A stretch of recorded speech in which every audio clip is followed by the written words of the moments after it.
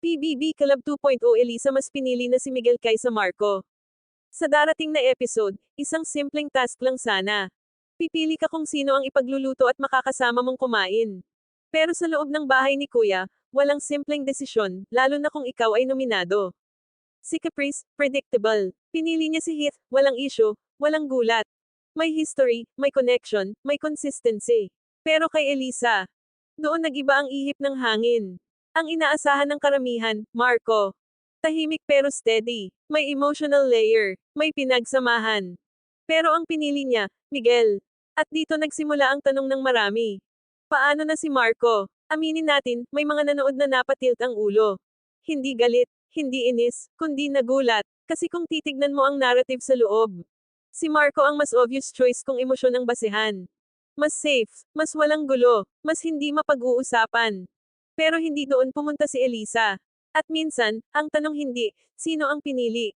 Kundi, bakit? Strategic ba? Oo. Masama ba? Hindi agad. Let's be real. PBB ito. Hindi lang bahay. Laro rin ito.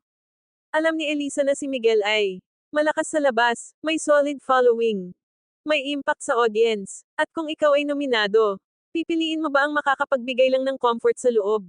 O ang makakatulong sa survival mo sa labas? Dito pumapasok ang tanong.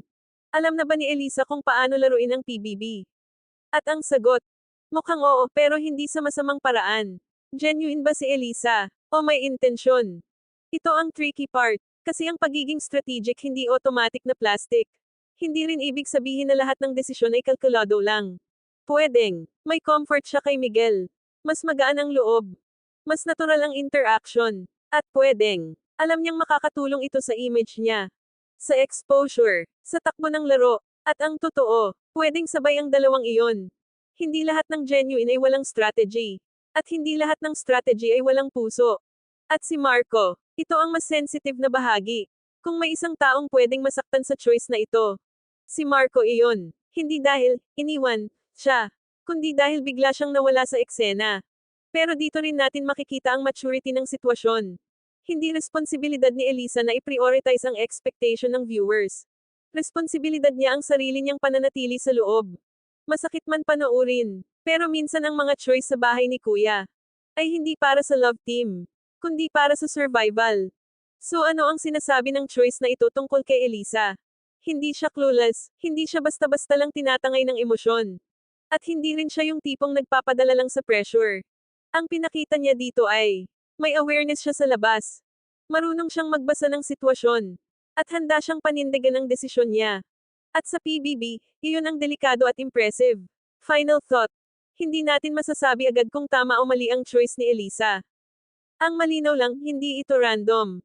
At minsan, ang pinaka-interesting na housemate ay hindi yung palaging tama, kundi yung may lakas ng loob pumili kahit may masasaktan.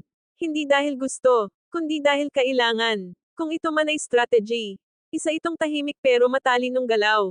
At kung genuine man ito, panahon lang ang magsasabi. Sa ngayon, isang bagay ang sigurado. Mas naging interesting ang kwento ni Elisa sa bahay ni Kuya.